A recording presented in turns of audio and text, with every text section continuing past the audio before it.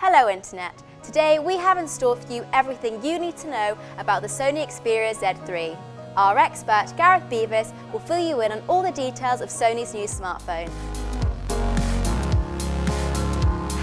The Sony Xperia Z3 is a phone that's again iterative. If you take it from the Sony Xperia Z, which was about 18 months ago, things have changed quite a lot, but if you look at it from just the Z2, which is only 6 months old, it's quite similar. But having said that, it is a big upgrade. I mean, we've got a much smoother line around the outside. Everything looks a little bit more compact. It's 10 grams lighter, it's thinner, it's chopped down from the top and the sides, so therefore you've got less of a bezel in the same 5.2-inch screen. So I think overall, if you've got the two phones side by side, you'll see a difference. When you pick it up just by itself, you'll realise it's just a better packaged phone.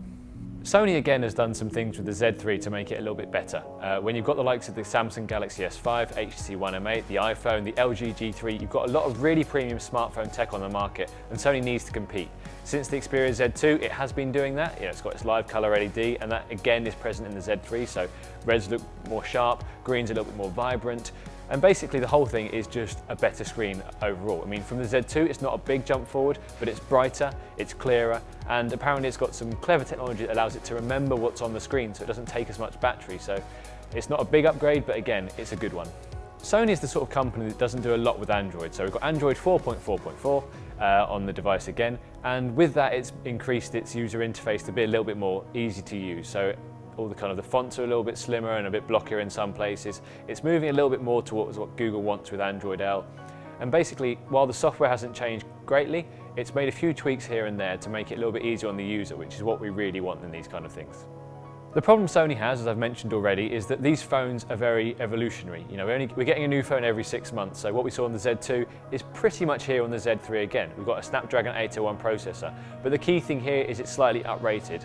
It's got 3 GB of RAM as well, so in theory, it's not going to do anything more than be super powerful all the time. We had that problem, the Z2 had no problem with that. It was a really clear and easy to use phone, and the Z3 will continue with that and be a little bit faster when it's doing the really heavy, intensive tasks.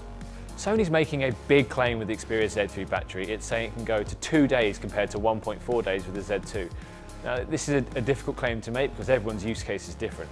But in reality, it's even with a slightly smaller battery, Sony reckons it can get a longer life out of that, and that's due to a better processor and also the screen technology as well, being a little bit cleverer, so it doesn't have to refresh all the time, it doesn't have to take as much power, which is the main draw for most batteries.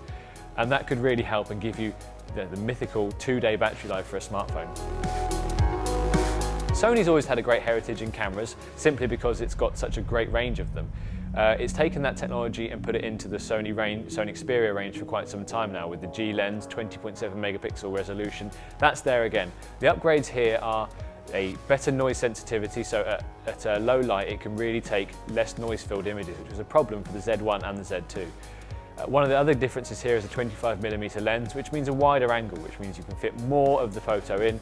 And this is something that is a real step forward because some people can't see a higher megapixel rating, they can't see when little tweaks are made, but if you can fit more stuff into a photo, that makes the difference.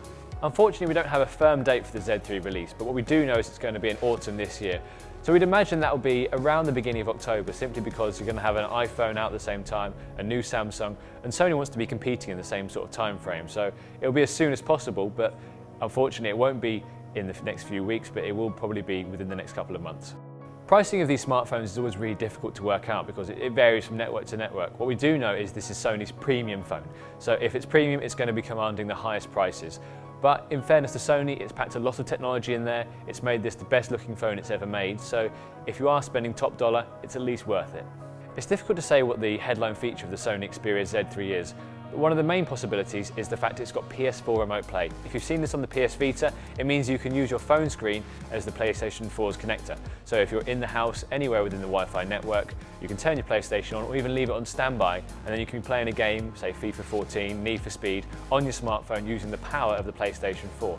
Now the way you do this is you get the PlayStation 4 controller, connect it up to the smartphone via Bluetooth. There's even a separate accessory that connects the two together, and you can carry it around with the power of the PlayStation using your Xperia Z3 smartphone. I've been quite curious about Sony's smartphone strategy for a while now. We've had 4 flagship phones in 18 months, which is too much for a lot of people, especially when you're trying to be brand loyal and you want the best phone all the time. Having said that, the Z3 is definitely the best Sony's ever done. It's taken the best of the Z1 and the Z2 and put it into a more compact, a better feeling, a more powerful phone, and if it can last longer with a better camera, then that's just a good device, full stop.